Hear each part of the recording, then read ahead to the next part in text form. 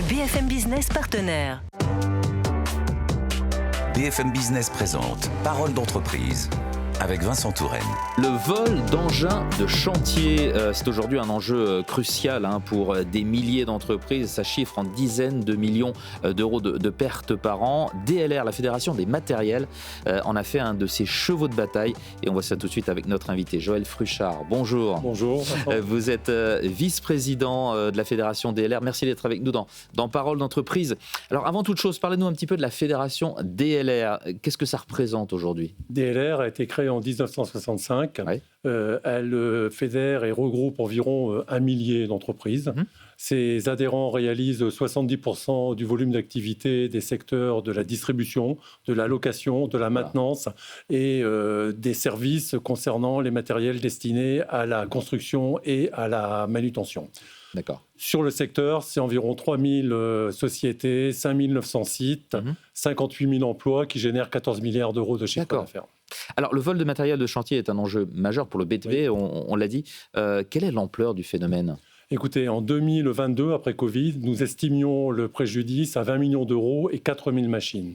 En 2024, nous l'estimons sur une valeur annuelle à 53 millions et 34 000 machines. Ça a explosé. Ouais. Oui, exactement. Et les conséquences sont importantes sur le plan opérationnel et sur le plan gestion.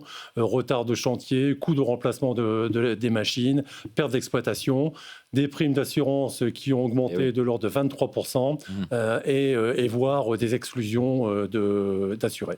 Alors, dans ce contexte, quelles actions avez-vous mis en place à la Fédération DLR ? Alors, janvier 2025, nous avons signé des conventions de partenariat avec la Gendarmerie nationale et la Police nationale. Nous avons créé une commission Altovol qui regroupe environ 35 participants de tous bords, inclus les forces de l'ordre. Donc, nous communiquons également sur les réseaux sociaux, auprès de nos adhérents, sur les vols, les usurpations d'identité et les escroqueries. Et nous avons aussi mené 14 actions préventives en 2025 qui sont quasiment abouties. Donc vous commencez à avoir des résultats. Comment est-ce que vous accompagnez les entreprises touchées par ces vols ? Écoutez, en partenariat avec les forces de l'ordre, édition d'un guide de prévention sécuritaire destiné à la profession, également d'un document d'aide au dépôt de plainte en ligne ou physique, mise à disposition chez les loueurs de matériel pour les aider à identifier les matériels lors de cadres de formation des forces de l'ordre, communication intensive sur les réseaux LinkedIn et auprès de nos adhérents sur vol, usurpation et escroquerie. Vous avez des exemples de cas récents sur lesquels vous avez travaillé ? Oui, exactement. Alors, 2 cas récents. Affaire Locamia, 3 machines pour une valeur de 227 000 euros, volées par escroquerie, géolocalisées sur une autoroute allemande, arrêtées par les forces de l'ordre allemandes suite à intervention de DLR auprès des forces de l'ordre françaises. Et affaire Salty, 6 machines pour 600 000 euros qui devaient partir en location.